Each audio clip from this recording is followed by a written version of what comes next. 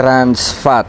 Yan ang tawag sa bumabara sa mga arteries natin sa katawan, na pag ito ay bumara, dalo yan ng dugo, ito ay magkukos ng stroke, usually sa sa brain. So ano ba itong mga trans fat na to? Yung trans fat, meron natural niyan, yung nasa intestine or nasa isaw, trans fat yan. So masama kasi sa trans fat ay ito yung bad cholesterol, no? Tapos ini-increase niya yung bad cholesterol, tapos yung good cholesterol mo pinabababa niya. Ang masaklat nito dun sa food industry natin ngayon sa buong mundo, gumagawa sila ng artificial trans fat. Ibig sabihin yung vegetable oil, yung oil na ginagamit natin sa pagpiprito-prito natin, ay nilagyan ng hydrogen. Kaya ang tawag dito ay hydrogenated oil.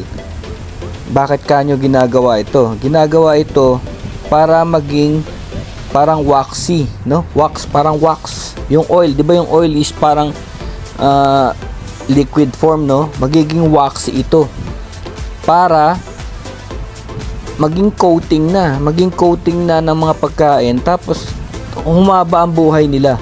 Humaba yung buhay ng mga pagkain, yung shelf life nila. Kaya usually ang gumagamit nitong hydrogenated oils or trans fat is yung mga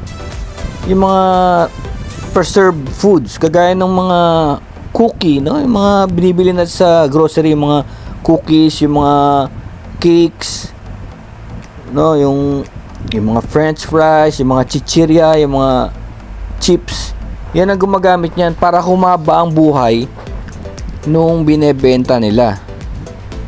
So yun ang masama sa trans fat. Kaya lang, dahil waxy nga siya, pagdating doon sa mga arteries natin, ganun din ang ginagawa niya, no? So usually ang meron niyan is mga fast foods, no? Commercial baked goods such as cakes, cookies, and pies, shortening, microwave popcorns, frozen pizza. Nakita niyo yung pizza, no? Kaya maganda pa rin talaga yung fresh pizza. Rolls, french fries, fried chicken, no? Yung coffee creamer, yan, meron yan. Yung mga stick margarine, no? So yan ang kaya dapat ang titignan yung mga oils na gagamitin nyo ay yung unsaturated, no? Or polyunsaturated, para makatulong sa inyong katawan. Ngayon, yung mga karne, meron naman ding naturally occurring trans fats yan, pero mga steaks, ganun. Kaya lang minor siya, maliit lang ang porsyento. So maganda talaga healthy living. Ngayon, kung paano nyo maayos yung health nyo is kailangan kumain kayo ng mga nutritious na pagkain. Usually is fruits and vegetables, yung mga green vegetables, yung mga nuts, no? So may tanong nga, ayun, ang itlog ba ay mataas ang trans fat? Well, ang itlog daw ay naturally free of trans fat. Yan, so free ang itlog. Healthy siya, kahit ma-cholesterol siya, hindi siya bad cholesterol. So pwede nating iugnay yung trans fat niya sa bad cholesterol, no? Alam naman nating ma-cholesterol yung itlog, pero sa recent study found out na good cholesterol to. About avocado, siguro narinig nyo rin na yung avocado ganun din. Ang sinasabi nila is may trans fat, no? Ma-cholesterol. Pero ang sabi naman nilang avocado is mono or unsaturated fat. So it's also good, no? Kasi usually sinasabi nila na ma-cholesterol. Yan, kaya kung nyo, basta tandaan nyo lang, ang mga maraming trans fat is margarine, fried foods, and baked goods like crackers, biscuits, and pies. Pwede ka namang kumain yan ng mga biscuit, pero siguro 3 biscuits a day, ganun lang. Ano daw ang pinaka-healthiest na langis na oil? So, olive oil pa rin. Olive oil pa rin ang pinaka-healthy sa lahat. No? Maski nga daw yung coconut oil, nilalagyan pa rin ng hydrogen para ma-preserve, kasi syempre parang parang alam niyo yung sabaw ng coconut, di ba? Parang pagkain kasi yun kaya mapapanis, magiging suka yun. Kaya ginagawa, nilalagyan ng konting hydrogen yung coconut oil, no? So pag ginamit mo yun sa cooking mo, merong konting trans fat. So yun ang pumapatay talaga sa tao. At ang study niyan is last year's study is 288,000 na katao ang namatay dahil sa stroke. Ganong karami. So they call it bad cholesterol. Ito meron ditong lumabas, yung coffee meat daw, powdered coffee meat.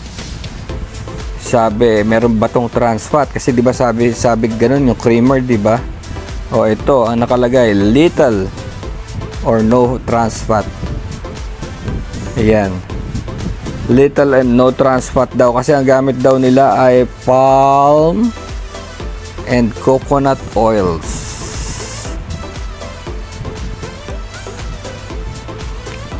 Ayan, dahil nga merong naturally occurring trans fat dun sa gut o sa isaw o sa small intestines ng mga hayop. So pag kumain ka ng mga milk and cheese and butter, napapasama yung konting trans fat. So may konting trans fat din pala yung mga yung mga gatas, cheese and butter, small amounts. Huwag lang nating paramihin, kasi nasa label naman yan pag bumibili kayo, nasa label yung trans fat content nya. Sana totoo, assuming totoo yung nakalagay, no? Ito mayonnaise. Inisip nyo mayonnaise, no? It's alam niyo yung mayonnaise is parang lang yan minix lang yun ng na fat yan pero nakalagay trans fat was not found in mayonnaise. Wow! So ibig sabihin safe yung mga salads natin against trans fat, no? What is the worst food with high bad cholesterol? Red meat, beef, pork, lamb, of course processed meat, baked goods.